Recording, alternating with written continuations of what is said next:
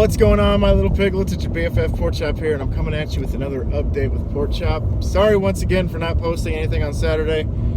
Saturday, it was a really busy day. I pretty much had to do stuff around the house, and then just overall this weekend was already predetermined for me, and I didn't have much time to do anything.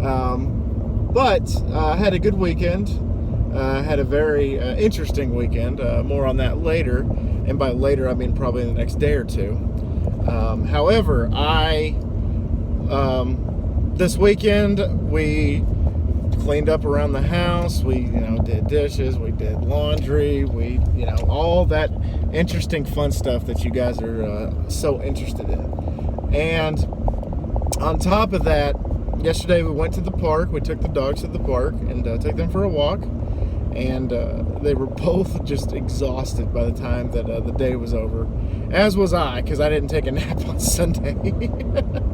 And then instead of going in at 7, I went back to my regular time of going in at 6 at the wholesaler that I just left. No Pizza Planet tonight. And it was a very long day. 6 to 5, man, it's a long day. Even if there is an hour of a lunch break in between, it's just exhausting. And I had to go out of town. Had to go about 45 minutes out of town. Actually, it was about an hour out of town to meet somebody halfway to drop off some flowers. And the weird part is coming back. We have all this construction going on in between Amarillo and Canyon. And the lane was very narrow, and so they had a traffic cone that was sticking out a little too far, and I clipped it. And I wasn't driving my car; I was driving one of the company vans, and I clipped it, and it knocked off one of the mirrors on the passenger side. I felt so bad. I told my manager about it, and he was just like, "Oh, okay." So I don't know if he was upset about it. I don't know if he was just like, whatever. Because the car already had like cracks on the windshield, and there's scratches in the paint, and it looks like an old battle wagon. So I just pretty much added to the motif of destroying the side mirror, and I felt really bad because it just, and then it hung there for a little bit, and then as I progressed down the road, it eventually just fell off, and I was like, oh man, I felt so bad. So the key words today are bye-bye side mirror. That's it. That's all I got for that. And I'm still like, I don't know about this whole coronavirus thing, guys. I'm still kind of up in the air about all this stuff. I don't know. I heard that the curve is shrinking and everything, and we're flattening the curve. We're doing the best we can. New York City had its lowest it's had in a while when it comes to total deaths in a day, and that's good news, obviously. And if that continues to happen, then maybe eventually they'll have a few non-essential places open up, and then as time progresses, maybe they'll have more and more and more. And it's looking like the state of Texas is going to be the first one to, quote-unquote, reopen the economy. And they've already said that there's going to be a few non-essential places that are going to open up. Like, they want to get the restaurants back up and open. They want to get, all the other stuff. The restaurants, the movie theaters, the ballpark for the sod poodles to play. They want to open up all this stuff. And I'm hoping that it happens pretty soon, but my biggest thing is I hope that it opens when it's the right time. I don't want us to prematurely, open like 2 or 3 weeks too soon, and then 2 months later we're back at square one with all this crap. And I am just hoping that, I'm keeping my optimism. I'm crossing my fingers. I'm a glass half full kind of guy in the beginning, to begin with, I'm trying to say. And yeah, I'm just hopefully looking forward to an open economy. And I would be more than okay with it opening, especially with restaurants and movie theaters. Man, I miss seeing movies in theaters. Having a movie night with my wife a week ago was really nice. We kind of had a movie night on Saturday night, but she passed out halfway through it. I picked A Nightmare on Elm Street, and because she's like, how much do you remember of Nightmare on Elm Street? She's like, I remember it. She's like, but not enough to like understand the references, like if it were like one of the sequels. And I'm like, well, Nightmare on Elm Street 2 is kind of its own thing. 3, 4, and 5 are, connected to the first one. And then Freddy's Dead is pretty much its own little thing, as well as Wes Craven's New Nightmare, and as well as Freddy vs. Jason. So pretty much 1, 3, 4, and 5. Those are like the 4 movies that are like, if you have to watch any of the Nightmare on Elm Street movies, those are the 4 that I recommend. 1, 3, 4, and 5.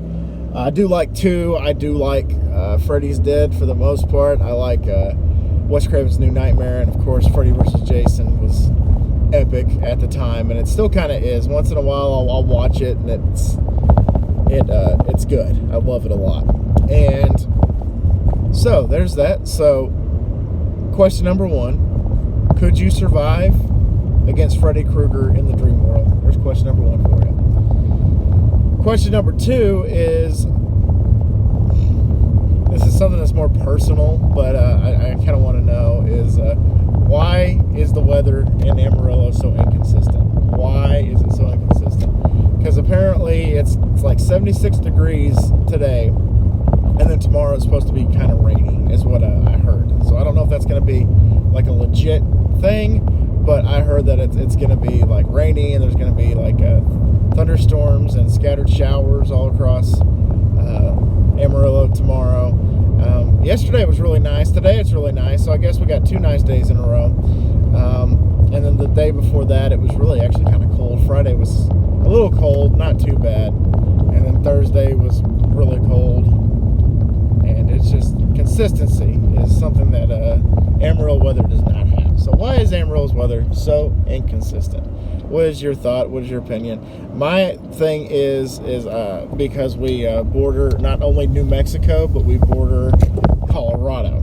So if it snows, it's mostly coming from Colorado or New Mexico because of the mountains. If it's hot, it's probably a cold front that's coming from, if it's hot, it's cold front. If it's hot, then it's going to be something hot from one of those bordering states. So it's pretty much like where we are on the map, I think, is the issue. It's not really an issue. It's just kind of an annoyance sometimes, but it kind of benefits once in a while. Like yesterday, we went outside and played basketball, and then we had a little cookout last night for dinner, and we played Cards Against Humanity, and that was fun. And Jess is ordering... I think she's ordering 6 expansion packs to go with our games, and they're all different categories, like 90s nostalgia, 2000s nostalgia, AI, sci-fi, I think is another one that she got. And it's going to be fun, especially when those packs finally come in. I bought a TV on Saturday, a 19-inch TV.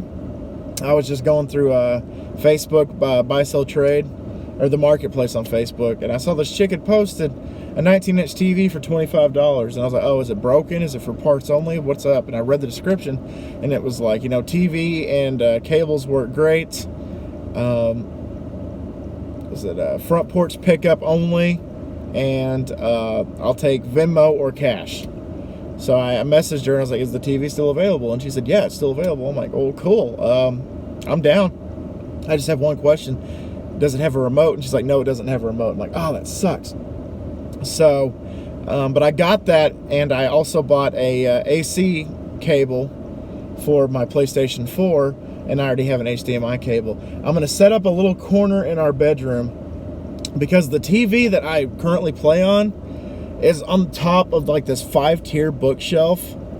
And if I'm like playing Madden or, I'm playing Friday the 13th or something, I really can't see like the fine print of things. So I'm trying to get a smaller TV and putting it like probably on the side of the bed or like in the corner of a room, like I said.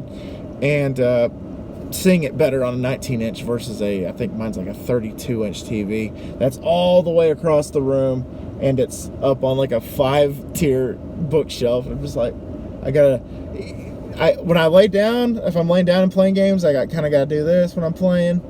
And then if I'm standing up like on the foot of the bed, I got to look up like this and play. That hurts my neck after a while. So I decided to buy another TV, and there were two TVs. One was a $20 19-inch and a $25 19-inch. I messaged both of them, and I was like, all right, first come, first served who's gonna get my business. And so she messaged me the $25 one, and so I got it. So question number 3, was that a smart investment? There you go. Question number 3, all the keywords and all 3 questions. All right, guys, thank y'all so much once again for dropping by. And I hope you guys are going to have a great week ahead. I hope you guys are staying safe. I hope you guys had a great weekend. And always remember, my little piglets, Colin Pork Chop loves y'all the mostest. Y'all take it easy, guys, and I'll see y'all next time. Bye, guys!